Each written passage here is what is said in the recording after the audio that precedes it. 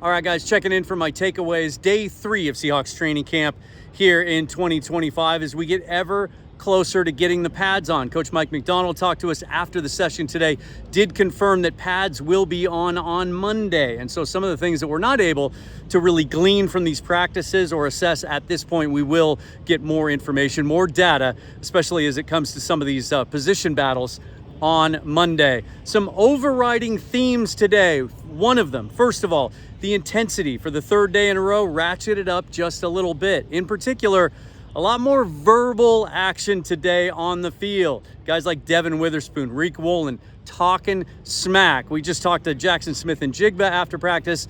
He acknowledged it, and he said something interesting. He was asked about the personality of the wide receiver room and how they put up with that from the DBs. And he said, as a group, this wide receiver group kind of likes to keep their head down, likes to grind. He said, maybe we need to show them we're not going to take it as much as we do. So just another something to look forward to when the pads go on next week. Maybe a little bit more chatter, a little bit more intensity. These guys are ready to hit. There was one play in particular where Jarek Reed came up and made a play on a running back, or on Derek Young, actually. And it looked a little borderline, like maybe he was a little more physical than he should have been. But we saw quite a bit of that today. In particular, the first skeleton session, 7-on-7s, an outstanding period for the secondary. They made everything tough on all three of the quarterbacks. Now, I will say, and if some of the people that tell you what they saw today here at the berm, because it was a public practice, might tell you the quarterback struggled, might tell you Sam Darnold had a rough day. He did throw a pick in that session to Julian Love. He also had a couple of passes broken up. I will say this about that particular session. It looked like they were installing something. Can't tell you exactly what it is, but the route combinations were the same. Play in and play out, regardless of who was back there playing quarterback. The defense knows that, so they can anticipate they were breaking on the ball, especially on the out routes.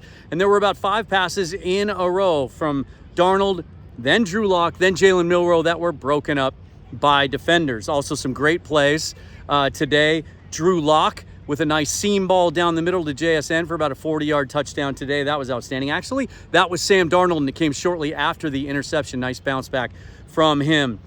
Struggles in the red zone today for the quarterbacks as well. Sam Darnold by my count, went 0 for 5 in the main red zone session. Didn't come close to throwing a pick, but just had a couple of balls that he had to throw away and threw out of bounds. Basically, just airmailed him because the coverage was so tight. Asked Jackson Smith-Njigba after practice how it is to go against his secondary every day. And he said, look, we've heard Mike Macdonald say this before, but iron sharpens iron. He says, I love it. It makes me a better player. But it is something to consider when you're trying to assess the performance of the offense, especially these quarterbacks. And at one point, Greg Bell asked Mike Macdonald a question about the quarterback play and used the word struggle in terms of Sam Darnold's performance today. It just wasn't as clean or sharp or prolific as we've seen, as I've reported, the first 2 days. And Coach Macdonald said, I'm going to push back on the word struggle. I thought Sam was fine today. He's just going against a very, very good defense, and we're doing everything we can to try to make life tough on him. They're not taking it easy on that offense just because it's a new scheme, new coaching staff, and a lot of new skill position players. On the offensive line, I mentioned in my tweet earlier today before practice started, tried to keep an eye on the combinations. Not much has changed. I would say this, and I'll give a little bit of it away, but tonight, join me at 7:30 p.m. Pacific time. I'm going to go live, and I'm going to give you a new 53-man roster projection based on what I've seen here these first 3 days. And in that projection, I'll give you a little spoiler, I'm going to have Olu Oluwatimi starting at center and Christian Haynes starting at guard. That seems to be the combination that's getting the most reps. Now, that does not mean anything, and Mike Macdonald confirmed that after practice today.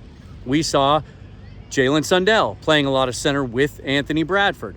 We saw different combinations. At one point in full team competition, 11-on-11, saw about 7 reps in a row with Christian Haynes playing center. We've seen that throughout the week.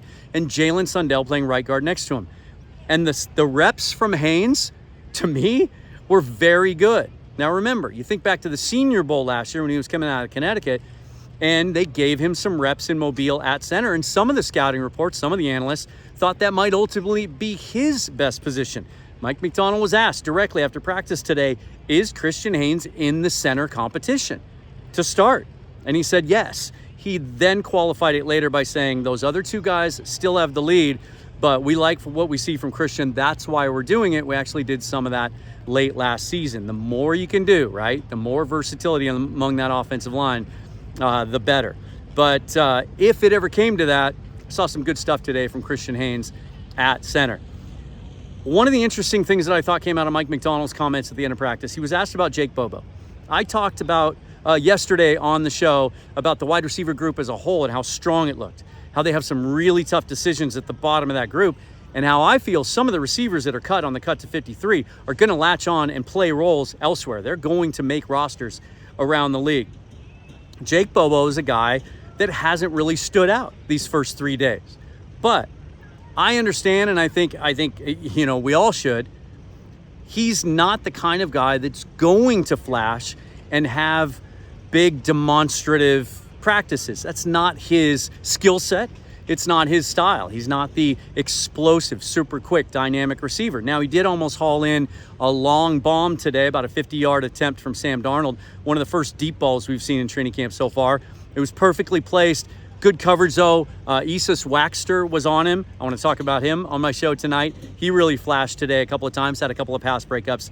But it was a nice route by Bobo and almost reeled in a long catch. But not the kind of guy that's just going to catch your eye if you're just out here scanning the field.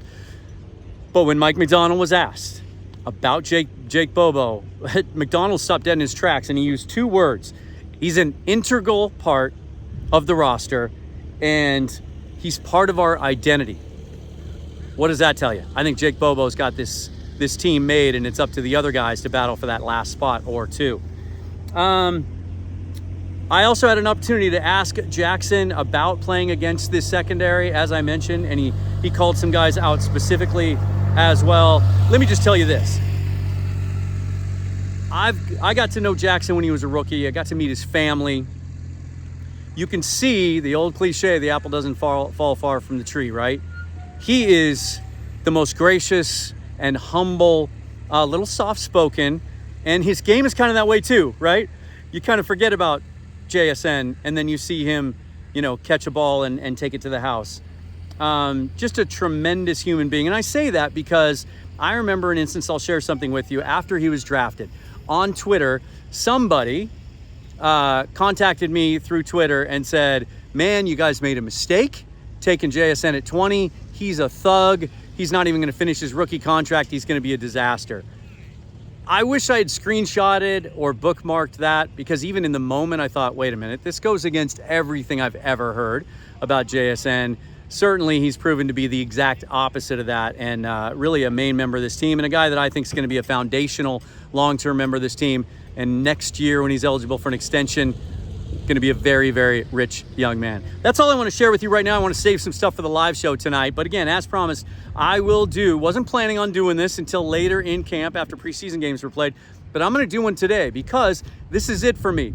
This is the end of my access, at least for now. They gave me these first 3 days. I got to watch things from up close and be in the media availabilities. And so I think the time is right. Based on some things I saw, some of my opinions of the profiles of some of these players have changed. And I want to share that with you in the form of who I feel like right now has the best chance to make this 53-man roster. So we'll do that. Also, check out the Substack, free through the end of preseason. Not charging a subscription fee for that yet. I'll do a write-up first about what I saw here, some of my takeaways, and then we'll get together for a live show tonight, do a Q&A, and I'll take all your questions. In the meantime, subscribe to the channel, like this video if you would. All the other ways you can support me as an independent content creator are linked and listed down below. Also, as always, follow me on Twitter at Seahawks Forever. Forever and always go Hawks. I'm Dan from the VMAC. For now, we'll wait and see. There's a process. Just, I guess, the latest update on that before I say goodbye. Member of the communications team and I talked yesterday. She said, look, there's a lot going on. It's a busy time of year. There's a process. We want to see what you put out there. We want to see what you do, how you conduct yourself. So fingers crossed. I might not hear something for a while. This is it from on the field. And so signing off, maybe for the last time, hopefully not.